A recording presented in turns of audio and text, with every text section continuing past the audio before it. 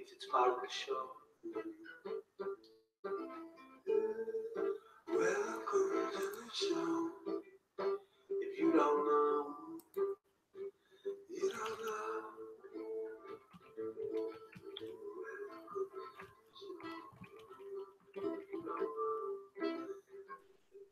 Hello? There we go. Okay, let's see if I can. I got you pulled up, and I can see you. Let's see. So just turn off one of your windows that you're listening to, because it's going to be feeding back through your microphone. So just turn off one of your windows that you're listening to, because it's going to be feeding back through your microphone. Unless that's me. Maybe that was me. Can you hear me?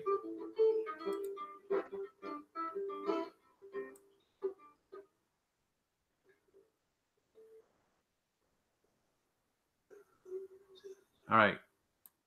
Swiss Geezer, can you hear me? You're muted. You muted yourself. Okay, so unmute yourself.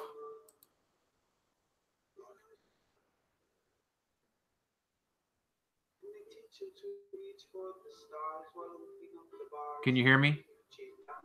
What about now? Okay, all right. So I think it was my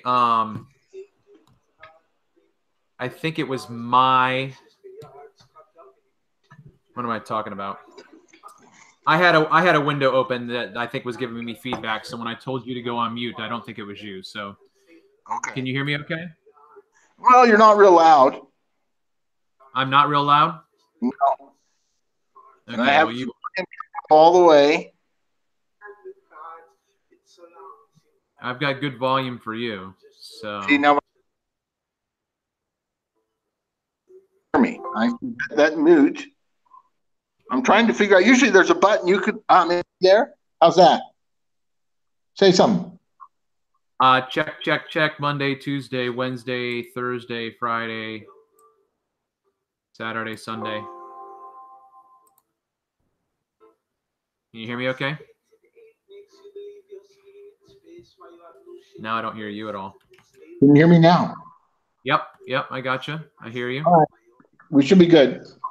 Okay. All right, let me, oops. Okay.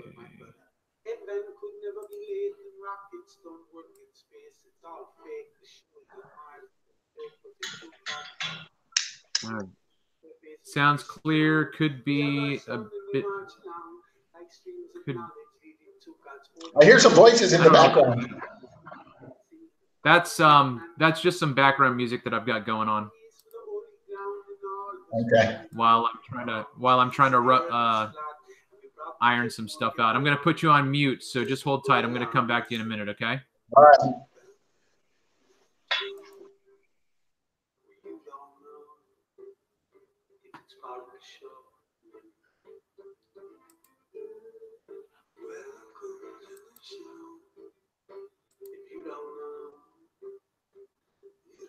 All right. Thanks for hanging out, everybody. Give me a second to try to keep figuring this stuff out. It's always a learning curve again and again. So, all right.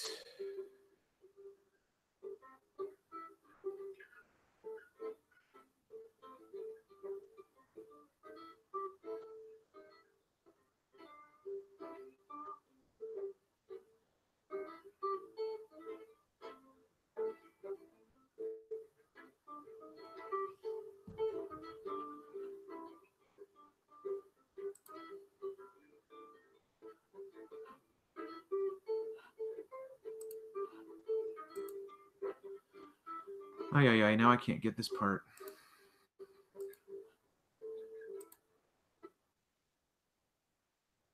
All right, just hold on. I'm still here.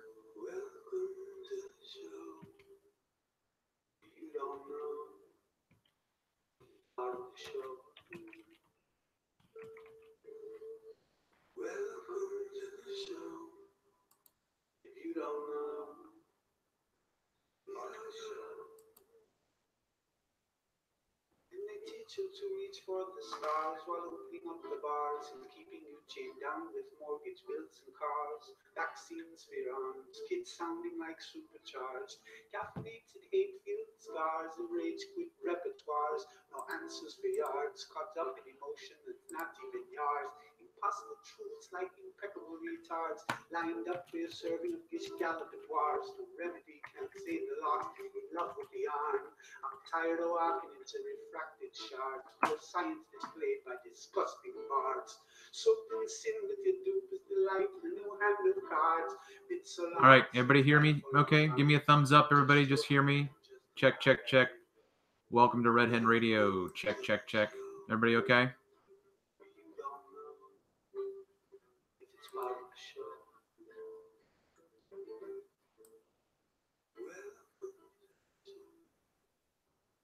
All right, I'm going to bring my guest on.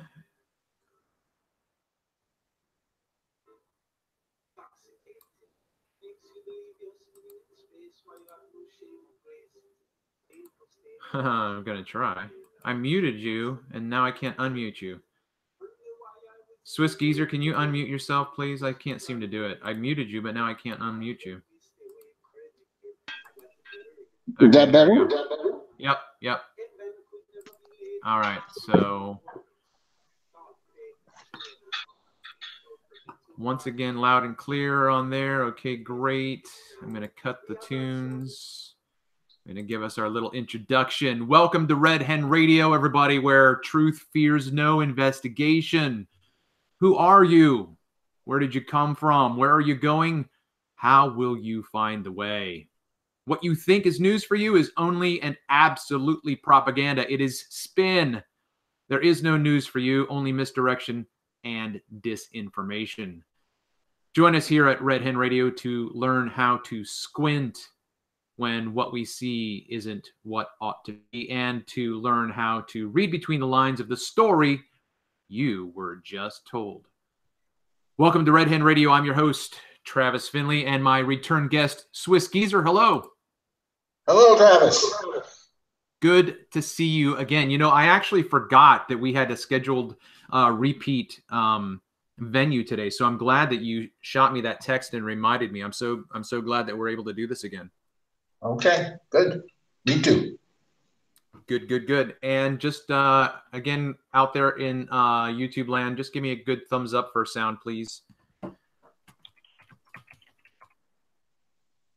And did you get the text that I sent you with some of the questions that I was going to throw at you to start us off with? Did you see those?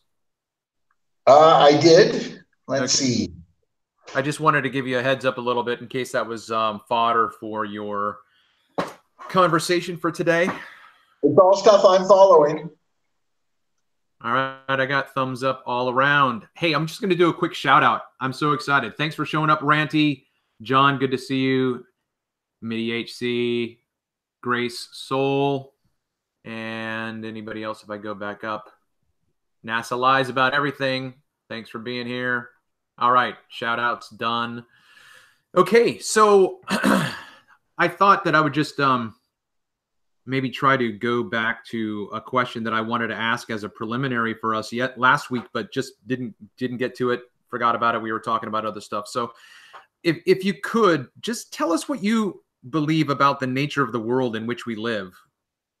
You know, I mean, it could be anything from the natural world or to the societal construct. What is it that you understand about the world that we live in? Well,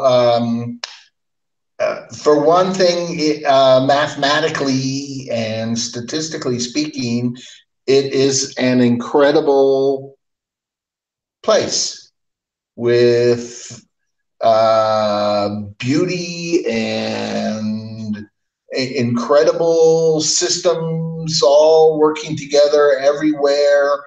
Yeah. So, but I am also a very physical kind of, I want to be able to touch it. It has to be tangible for me, and I am not that spiritual. So I don't go, I am not constantly seeking some spiritual answer to my existence on the planet. I try to explain the physical things that I experience in my life. How's that? Yeah. Okay. So that touches on the natural a bit in terms of your description of the beauty of the world in which we live. Now, what about societal? What do you understand about the society in which we live? Our interaction with the information that comes our way, either through news or business or whatever else media conduit that we come across. What's your underlying understanding of that? Well, it's as you said in your introduction, it's all a big fake. It's all fake. There are all obviously some truths laced in there, but they're spun the wrong way, and the people have no clue what's going on consistently in every country I've visited on the planet. I'm not that big a traveler, but I've been around a little bit. Yeah, everyone is deceived and nobody really knows what's going on. And they're all programmed to seek certain things. Yeah, a friend of mine, shout out to John Sedlak, who's listening right now. It's funny because I introduced him to an artist, the artist that opens our music. Welcome to the show, Isa Mahalski. I introduced him to that artist, and when he was researching that artist to find any albums, he came across an album that sampled some of Crow 777's sound bites, and it was absolutely profound. One of the things that he said that we're talking about right now is that our educational system teaches us how to live and behave and operate within the system, but it doesn't teach us what the system is. Yeah, it's been, I went through the educational system 30 years before you probably, and I imagine things have changed since you went through. I know things have changed, Common Core, all this crap, right? And as time has gone on, they have turned our whole world upside down, and everything is just totally turned upside down, really, the way I see it. Good is bad and bad is good. And in the school, I think it's the same thing. I really feel sorry for these kids coming out of the school system now. But really, we should be feeling sorry for ourselves because they're the ones that are supposed to pay for our pensions, speaking as a boomer. Yeah. So what would be one of the conversations you would have with someone that would open the door for them to realize that the system is not what they think? Oh, I have not been very successful in that endeavor, Travis. Oh, well, I didn't ask for your success rate. I'm just asking in terms of if you could choose one avenue to go down, would it be the Fed? Would it be news itself, the media, in general? If Building 7, if all the stuff about Building 7 isn't enough, I don't know what you can do. Okay. I'll come back to Building 7. It's just so clear. It's so clear that building was not hit by an airplane, that it could not have fallen at free fall speeds, that there was no way that these 19 Arabs, the story they concocted, did Building 7. And so when you've had conversations with others along these areas, think of maybe someone who got as close as they could get to the precipice, but still couldn't get close enough. What do you think is keeping them back? What do you think prevents them from? I remember one night I was on a ski trip with some California liberals, Berkeley graduates, and I was at a bar and we'd had a hard day and had a few beers. And I started talking about Building 7, and he turned to me and he goes, "You just think the Jews did it." And so then that's when I knew, hey, this guy's a Jew. And he's covering it up. So that's one reason, right? Well, a lot of people realize where this goes. If they start the investigation, they know where it goes. It's so obvious. All these wars. Wesley Clark told us on TV. He said Wesley Clark was the NATO chief, right? He's still wrapped up in the military. He came out and said we're going to invade seven countries in 5 years, starting with Syria, Iraq. And he went through the whole list and ended with Iran. And they still haven't done Iran yet, but it was all clear. 9/11 was Mossad. And if Mossad, so anybody who works for Mossad, anybody who works for Israel, anybody who is on the tip is never going to accept it. So problem, yeah. Just thinking, I mean, obviously he was predisposed to information, at least whether or not it's spin, that he would assume that it was that you were going to blame it on the Jews, you know. So he already had a construct in his mind. Where did he get that construct from? Because they talk about it, Travis. They're not that stupid. Well, I'm just trying to give you lead-in questions to open the discussion. I'm not trying to play the fool and bait you. I'm trying to be. That was really a key conversation in my life. It's one I'll always remember. The one that you were talking about. My reaction was, oh, he knows it's fake. He's just calling me an anti-Semite. He's preemptively calling me an anti-Semite, is what he was saying, is what he was doing, and shutting down the conversation, same way they do over the entire internet all the time. Yeah. Okay. That's the way I saw it. So I don't know. How do you convince somebody? My brother, who is a very intelligent guy, who I respect immensely, I've had many conversations with him about this. He is a mechanical engineer. I've gone through it with him, sent him YouTube links. He goes, yeah, I know.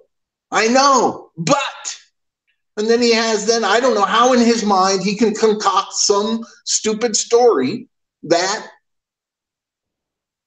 clarifies, the NIST investigation or something. I don't know, whatever. I just don't, yeah. So I don't even bother anymore at that point. And yeah, it's a fundamental commitment that they have to the system itself, so that you have to defend the system. It's the abusive wife who defends her husband. You know, it's the abused child that defends the parent. They know the system they live in is corrupted, but there's a commitment, an underlying fundamental commitment that they cannot let go of, and so they will make excuses and defend it. That's right. Well, I was just thinking of a quote. Somebody out there in the chat, I'm sure you guys can think of this quote where, it talks about the fact that you'll defend your slave master. You know, you hate the slavery that you're in, but you'll defend your slave master. Stockholm syndrome. Yeah. And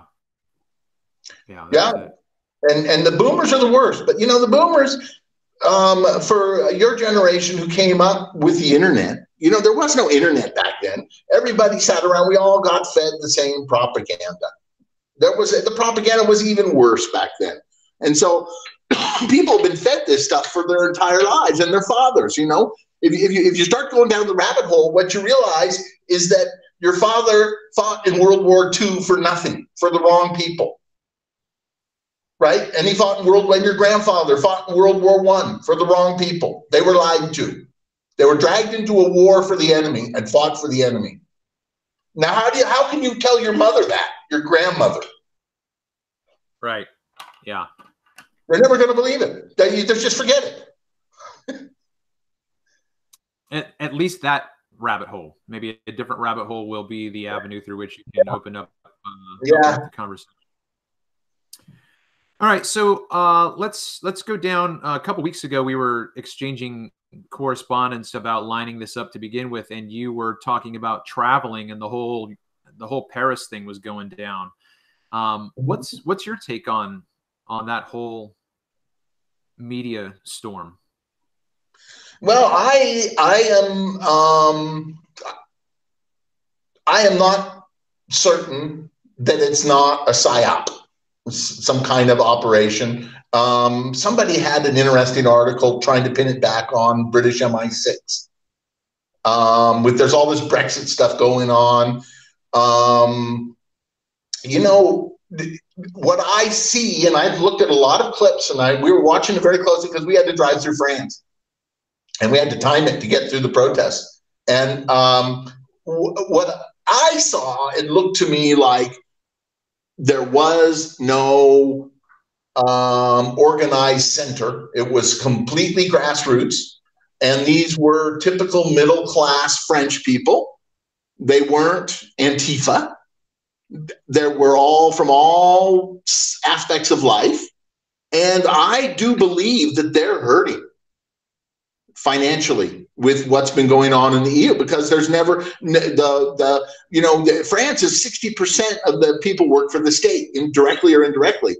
So if the state doesn't give everybody pay raises, your salary just does not keep up with inflation. And it's been that way for decades. And one of the things they promised when they brought the euro back in 2001, they promised all the Europeans, hey, Europe is really going to grow after this. We're going to bring in this euro, and growth rates are going to pick up 2%. And we're going to be competing against America and tech and everything, and it's going to be happy days are here again. Well, what happened was in 2006, the financial crisis came along, 2006, 2007, and they've had austerity ever since. And nobody's gotten the pay increase, and every year they add more taxes and the prices increase. And, these people are getting by with the equivalent of several $100s a month. And Macron wants to raise the price of fuel, eventually they just say, forget it. So I see a lot of things that make me think it's grassroots. All right, so that's what my question was going to be. What is it that gives you that evidence? What do you see that shows you that they're not Antifa and they're grassroots? Well, the photographs, first of all, and second of all, when we drove through France, what you saw was a bunch of guys hanging out on lawn chairs at intersections, and people cheering as they drove by. Kind of like a Trump thing, kind of just like a Trump thing, really. The way the people would have been if Trump was coming in, and there were Trump supporters sitting on the side of at an intersection with with an umbrella and a sign, and people would drive by and they'd honk, and everybody'd go, "Yay! Yeah, I get those." Some people hate Macron. He's Rothschild. It's so clear. They know it. But the thing is, France has been ruled by the Rothschilds ever since the French Revolution. They threw out Louis XVI, and the Rothschilds took over. Okay, so then give us a distinction between what we see on TV with the riots and the grassroots guys on the corner just cheering and honking horns and waving banners. Well, what you see is such a small selection anyway. If you're, I don't get U.S. Mainstream media. I don't have any TV connection. I just watch YouTube clips, basically. YouTube clips and Twitter clips. I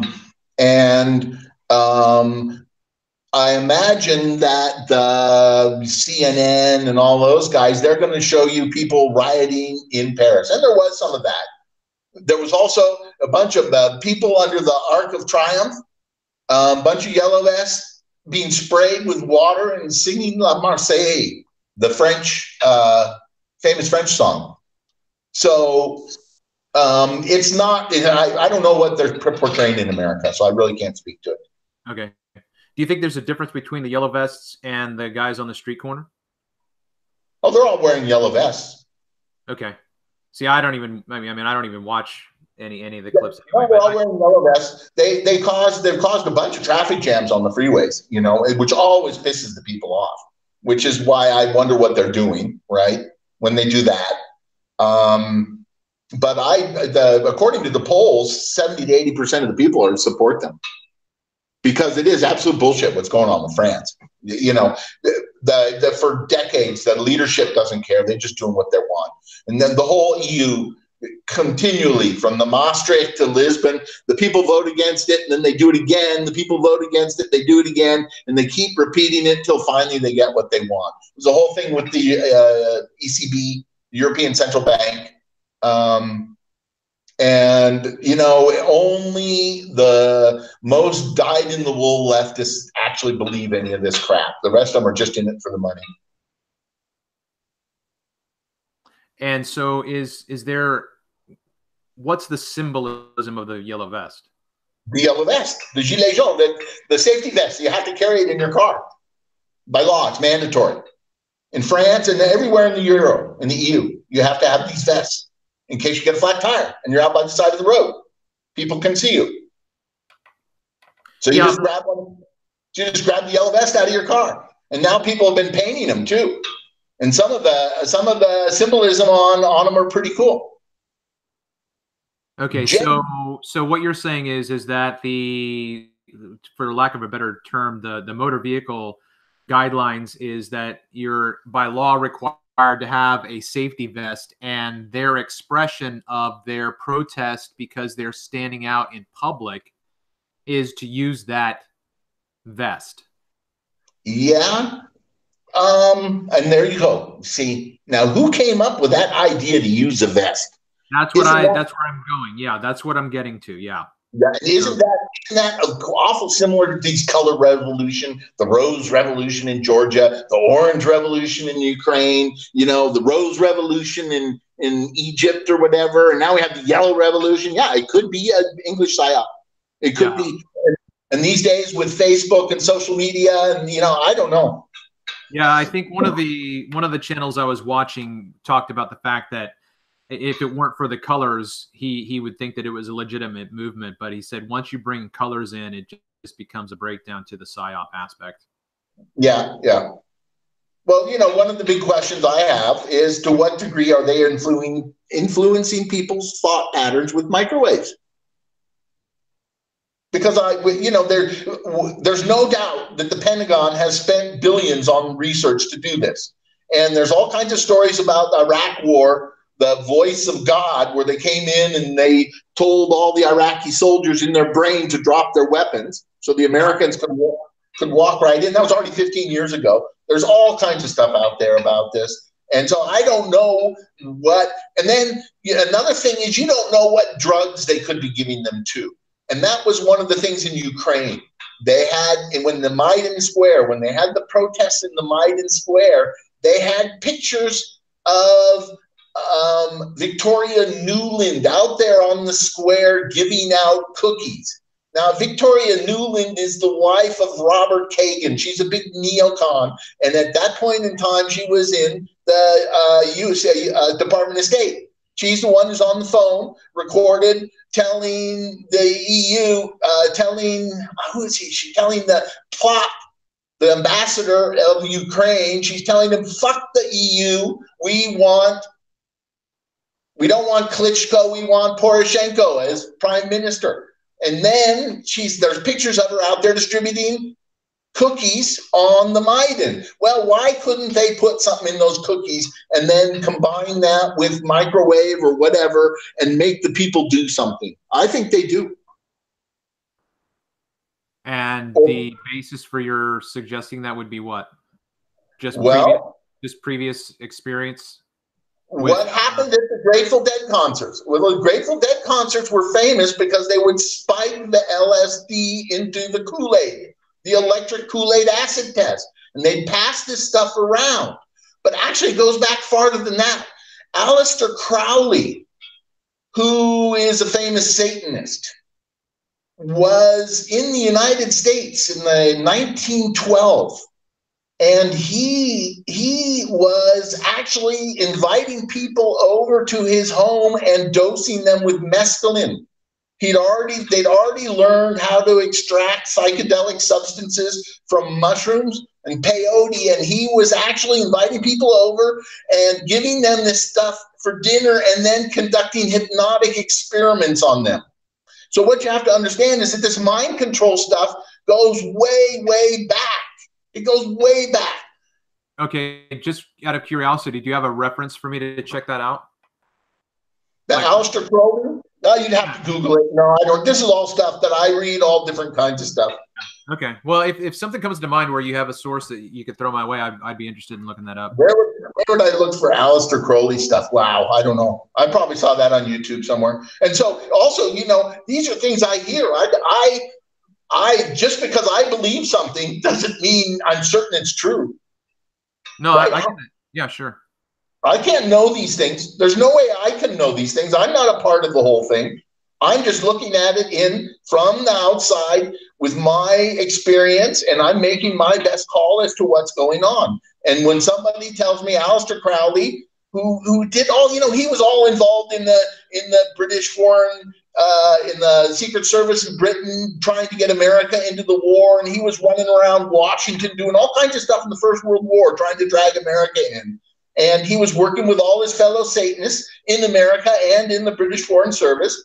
And so, yeah, when I read all that stuff, and then I read somewhere else that he was doing the psychedelic mushrooms and trying to hypnotize people who came into his house, and he was a notorious pervert, right? He sacrificed kids. So who knows what he did to the people he dosed with mushrooms.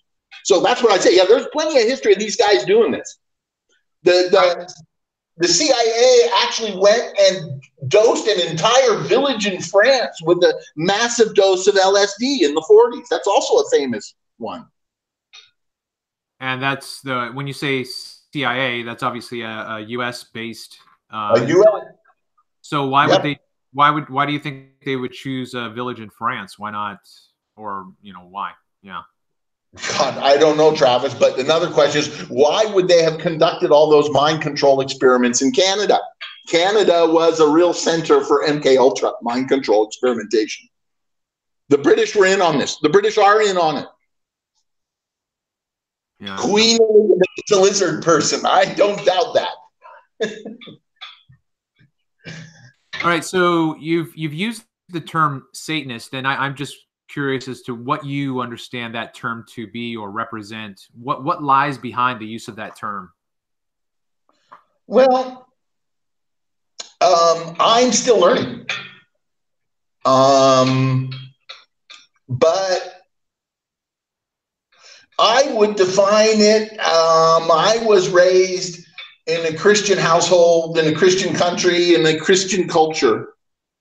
And in a simple term, I can say everything that I see that is trying to destroy what is my identity is Satanist. So it's right? I don't know. I don't know what's going on, but if I consider what my people and my world to be good, and they're trying to destroy it, then I kind of consider it bad, good, and evil, and then that becomes Satanist. At a very base level. Okay, so what I hear you saying is you would say it's an ideology to a certain extent. Well, no, I don't. I don't know, Travis, because as I said, I am not a real spiritual person, and I have not studied much religion in my life. No, but I mean by ideology, a mindset, almost a construct in and of itself. So that you're saying that you think that, or you would say if you were having just a conversation with someone, that anything that is trying to destroy who you are as a person is satanic. It's antagonistic. Is that what I'm hearing you kind of say? That's what I'm hearing you saying. So I'm just trying. But that's too personal. That's too much at my personal level, right? I'm saying I'm meaning more my people and my values and my culture. And really, when I look at things, it's in terms of what world my grandchildren will inherit and their grandchildren. And if that world is destroyed and is completely perverted and they're all trannies and who knows what they're planning next, then that is an attack on me. Yeah. And who did it? Well, I don't know, but I'm pretty sure it's pretty satanic. Now, whether all Caitlyn Jenner is satanic or not, God, I don't know. And whether that's truly satanic or just a pseudo-Satan, God, I can't say that. Okay, so let's springboard into a different avenue where you said that Queen Elizabeth is, what was your term? A lizard person. She could be a lizard person. I wouldn't doubt it. All right. So since I haven't really delved into those channels that talk about that yet. So can you just, what does that even mean?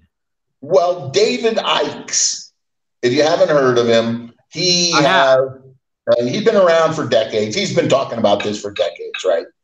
And he thinks that they are from another dimension and they shapeshift and they're reptiles, right?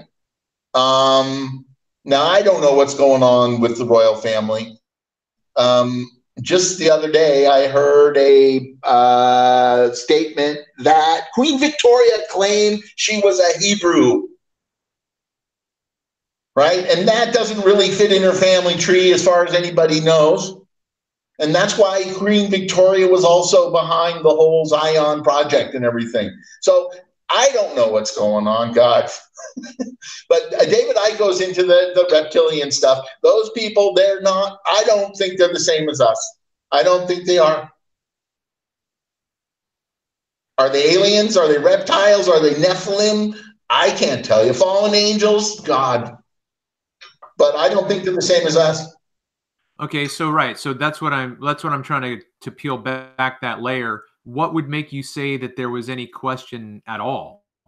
So if two people, if a person saw you and I standing next to each other, and they would say, "I think Swiss Geezer is a lizard person, and the other guy is a normal human being," I'm asking you, what's the tell?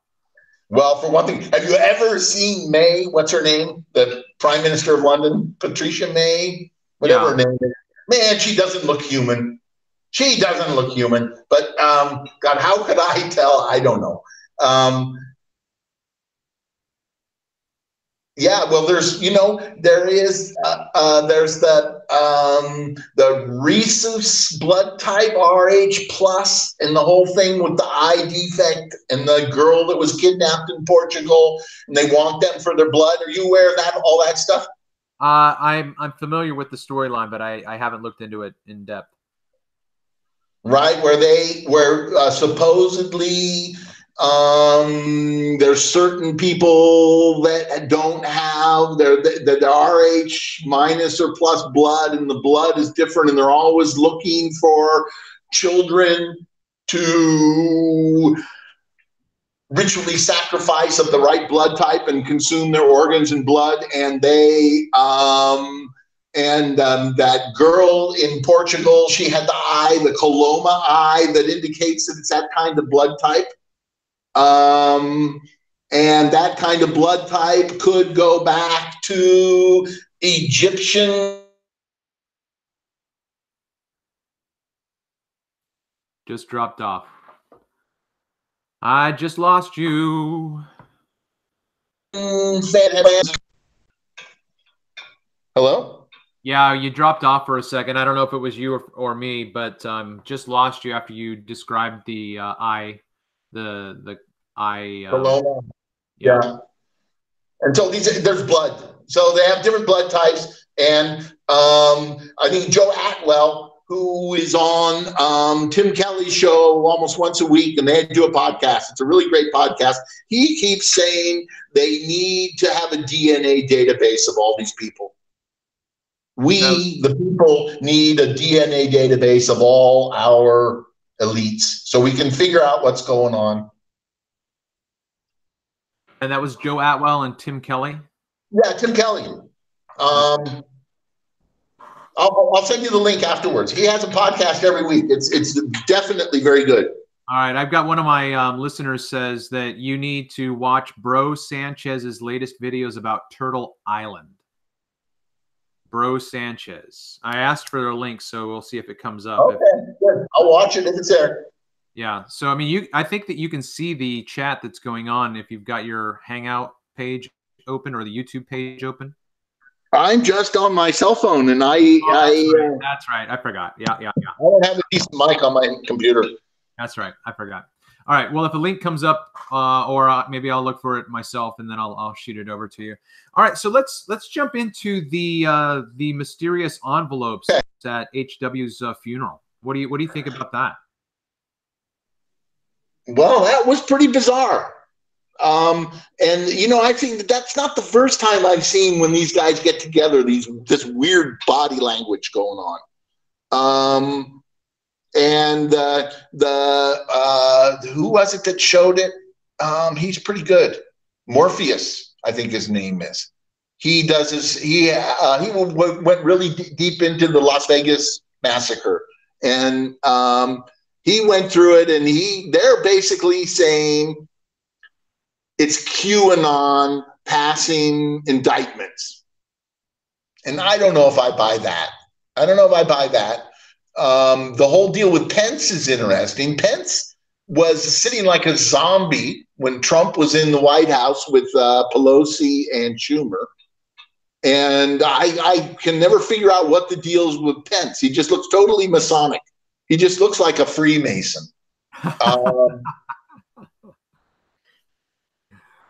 That brings to mind that scene when the three astronauts after Apollo 11 are doing their news conference, and they just look like they're totally out of it. They're slouching. They've got no facial expression except like, I want to get out of here. That's what brought that to mind. Mm-hmm. Yeah. Okay.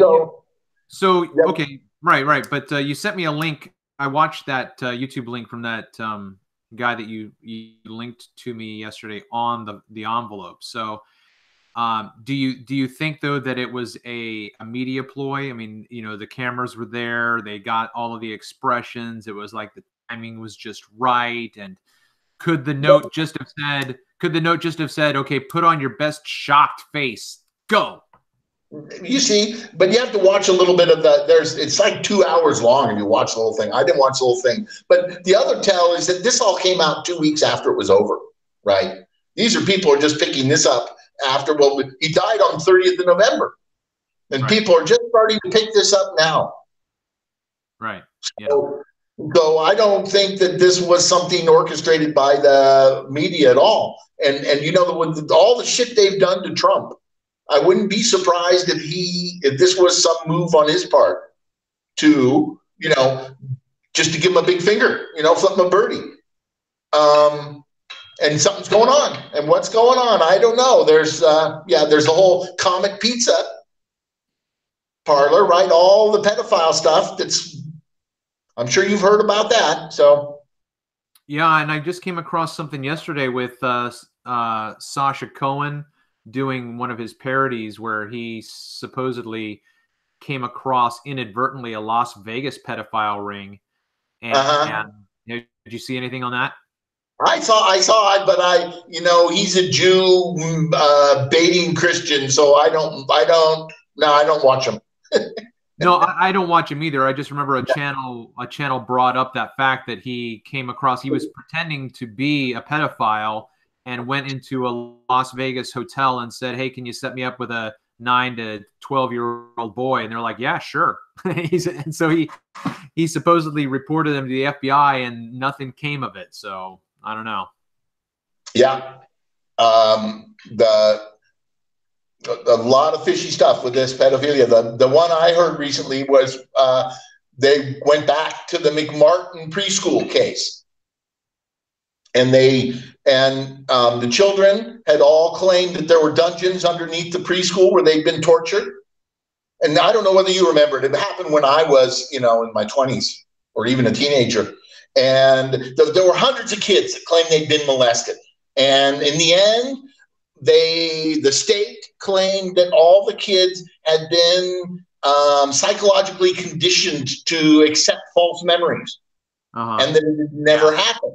Yeah. So now they've gone back and they found the dungeons and they found the tunnels. All right. So all these hundreds of kids, it's so sick. Every time these things happen, they blame the kids. The kids are the ones who end up being punished for this. And so, there's a lot of shit going on there. A lot of nasty stuff. And that is probably how they've been keeping power going. That's how they keep everybody in line. Why did Trump withdraw from Syria? You know, Bibi, Netanyahu had something on him, but yet Netanyahu didn't want him out. But, you know, I don't know. Or Sessions. Why did Sessions do all the stuff he's done? He's just been a complete jerk. He's ruined everything. He was in charge of the Attorney General. He's the one who could have done everything, right? And he didn't do anything.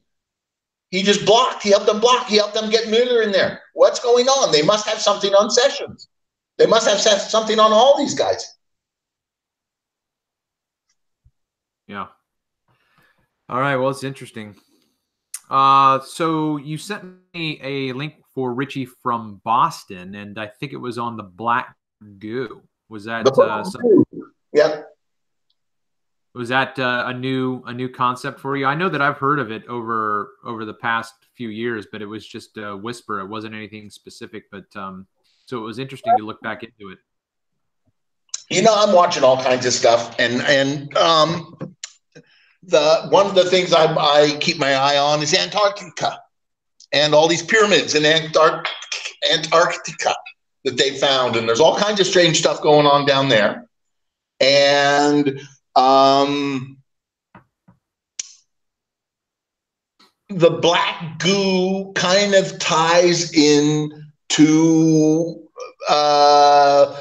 historic events that we know nothing about that happened thousands.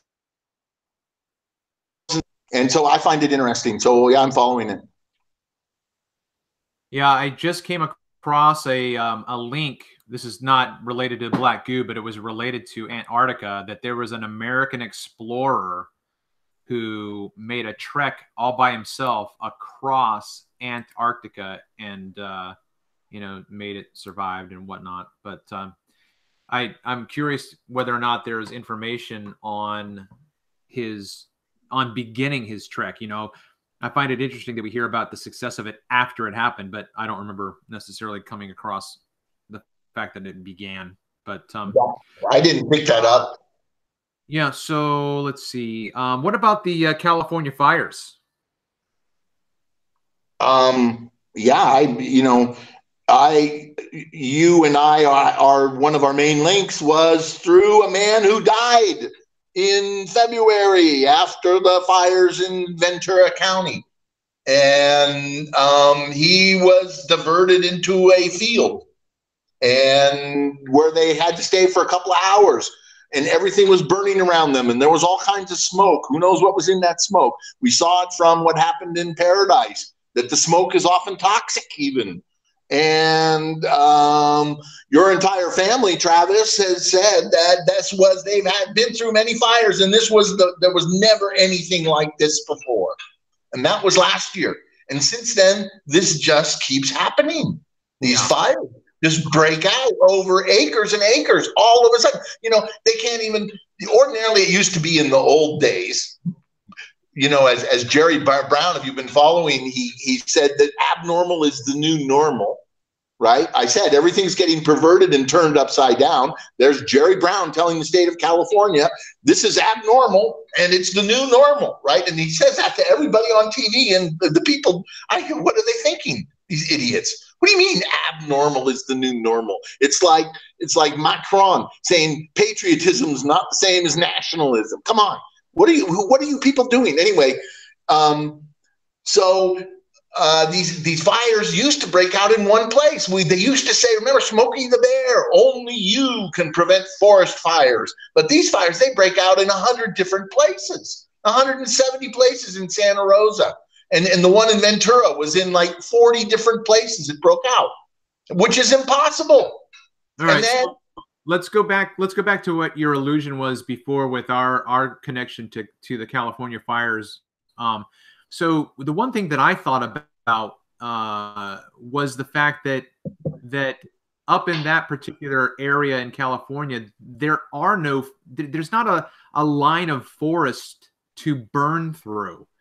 And the foothills simply have scrub brush. I mean, that stuff's gone in an instant, and it doesn't intensify. And yet from the firsthand account that I heard was that it was absolutely just mind-blowingly Inferno-esque. And I'm thinking, there's nothing there for that. Right? I don't know. You look at, I've watched hours of film. I've watched hours of film, and some of them, the fire is pretty hot. No, I know, but the fuel that it would take to burn a fire like that is not, it doesn't exist in that particular geographical location that we're talking about. You know what I mean? Well, they didn't used to have these kind of fires there, right? Where all of a sudden. Yeah, I know. I mean, I remember when I was, probably 8 or 10 years old, putting water on the roof, watering and sprinkling the roof. I remember watching, but it was nothing. I mean, it was ominous, you know what I mean? But it wasn't an inferno. It wasn't, There was one clip I watched recently that was just a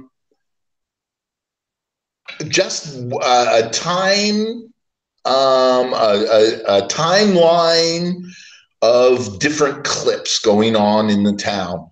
And what I hadn't realized was that the town was actually under attack for like 8 hours.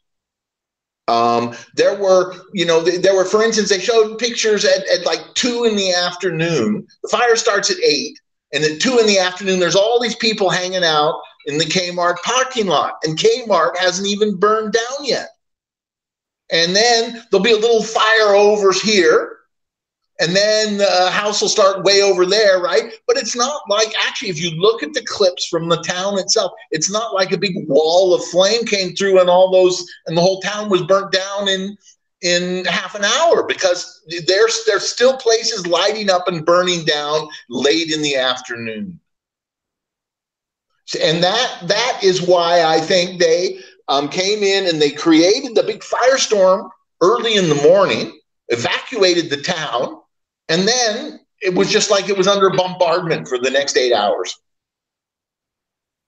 as far as I can tell. And do you think the term Holocaust is justified for? Holocaust is for burnt offering. And I think a Holocaust is actually much more appropriate in this case than in the case that they would have us believe from watching movies like Schindler's List. Yes. Right. Which are all lies, which are just part of this big narrative they've been telling us. So I think this was a Holocaust. Yeah, I think Dresden. In World War II, they constructed in Idaho actual fake German villages and actual fake Japanese villages to practice firebombing on, to practice making firestorms. In the building, the German one, parts of it are still standing in Idaho. You can see it to this day, I believe. And so what you have to understand is even a German city of Frankfurt, most of the houses, hundreds of years old, all split timber houses, is not that easy to get burning. And they had to study it for years. Yeah. Right. And right. When they firebombed Dresden, the first thing they did is they came in with 500-pound bombs and they blew the roofs and the windows out on all the houses.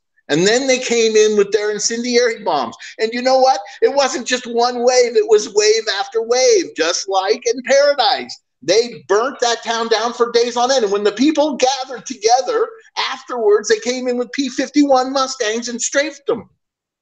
It's just like Paradise. Yeah. When I came across that book, Hellstorm, I was just absolutely blown away. And they did it to practically every city in Germany deliberetely. They burnt the people out. And so now we have Paradise, California. Now, gee, isn't that great? It just sounds so satanic. Yeah. What did they say on 60 Minutes? End of Paradise or Paradise Gone or something like that, right? And the whole thing is so satanic. And I think it was a ritual. And I think these are all rituals. That's another aspect. If you look at the way these things are set up, they're all satanic rituals. 9/11 was a satanic ritual. The building number 7 is known as the Solomon building. Well, if you know anything about Masons, their whole symbology is based around their 2 towers and the Temple to Solomon behind it, and the 2 towers. And yeah, there are 2 pillars, Jachin and Boaz. Jachin and Boaz. There you go. And so that's exactly what happened on 9/11. They took out the 2 pillars, and then they took out the Temple to Solomon. I mean, come on, really? And there were only 2 jets and everything. No, it was a satanic sacrifice. Whether the Jews really are members of the synagogue of Satan, or whether there's a certain group of Jews who happen to practice Satan and nobody else knows, I don't know what's going on. But the Mossad was involved in 9/11, and it was a ritual sacrifice, just exactly the same as the Harvest Festival in Las Vegas, where they took place in front of the pyramid, the Luxor pyramid, with the Sphinx and the single tower, not the dual towers this time. And all the shooting happened right out in front of the pyramid there. Yeah, I mean, for those of us who don't speak that symbol, who don't talk that language, it's absolutely a different narrative for us. So to me, when I look at this and I process what other channels are saying, and they talk about, you know, the Masonic numbers and the Masonic symbols that happen, to me, it's like it's an inside joke that they are telling each other. It's like when I tell a joke and it's funny to me and no one else gets it, but I'm laughing because I think it's so funny. Yeah. That's what they're doing. They're just like telling the joke for themselves. They don't care if we get it. They don't care if we pick up on it. It's funny to them and they're laughing. Well, that's what Hollywood is. They're laughing at us. They're making all these stupid movies where white people look like, and Christians look like complete idiots, and they're laughing at us. It's satanic. Yep, they get their kick. They get their little mana from wherever. But also, you know, in that, what I found interesting, I guess that's one of the reasons why I linked you to that Richie from Boston thing, because what was the name of the god? It was Horus's father, and he is the one who guarded Osiris, and he's the one who guarded the underworld. And those shafts going down, the first level was 60 feet deep, the second one was 200 feet deep, and the third one was 300 feet deep. And they moved sarcophagi down there that weighed, 20 tons each without a crane or anything. It's, another one of these weird things. And the sarcophagus was open and covered with black goo. Yeah. Yeah. All right. Well, hey, let's wrap this up so we don't get, we don't get it to the point to where people say, oh, I wish they would wrap it up. We're going to wrap it up ourselves. But what I want to do is maybe, maybe spend the next week or so, or whenever we can get back together, maybe looking into some more black goo, but also mud flood. Have you come across the mud flood topic? Mud flood? Yeah, that just tells me that you haven't. Okay, so I'll send you some links. Okay. Look those up, and we'll come back next time to continue talking about our world and how to best understand what the hell is going on. Yeah, we're blind men. Okay, see you later, Travis. All right, Swiss Geezer, thanks so much for showing up, everybody. Thanks for watching in the Hangout. Enjoy a little Issa Mihalski on the way out. If you don't know,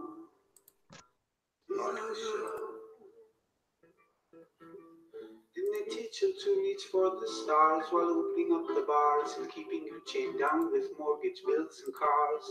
Vaccines, firearms, kids sounding like supercharged, caffeinated, hate-filled scars, enraged with repertoires, no answers for yards, caught up in emotion that's not even yours, impossible truths like impeccable retards, lined up for your serving of Gish Galloping wars, no remedy can save the lost, in love with the yarn, I'm tired of walking into refracted shards, poor science displayed by disgusting bards, soaked in sin with your dupe is delight, a new hand of cards, been so long, seems like for love, I'm just too hard, I'm just too hard, that's it.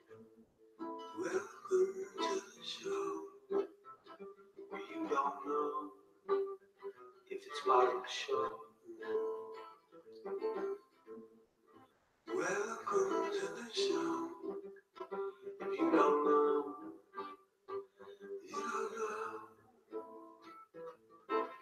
Intoxicated aid makes you believe you're spinning in space while you have no shame or grace. It's a disdainful state I used to contemplate how to save myself from my own self-hate. Wonder why I was even made with a dreadful fate, forced to try and awake with a full plate. No one to help me stay awake or educate. I've had to liberate and fight through hidden gates, but my brother, heaven could never be laid, and rockets don't work in space. It's all fake. The show is on Mars. It's a joke, but you're too far gone. It won't be long. Fair Pay's peak is strong. We have our song and we march along like streams of knowledge leading to God's holy pond, and lives of truth that hits the bound and sings the sound that turns mankind from the wrong. We come in peace with the holy ground, and all of us wearing our holy crowns. So the earth is flat, and we probably just won't get along. Just to go along, that's it. Welcome to the show, where you don't know if it's part of the show. Welcome to the show, if you don't know, you don't know.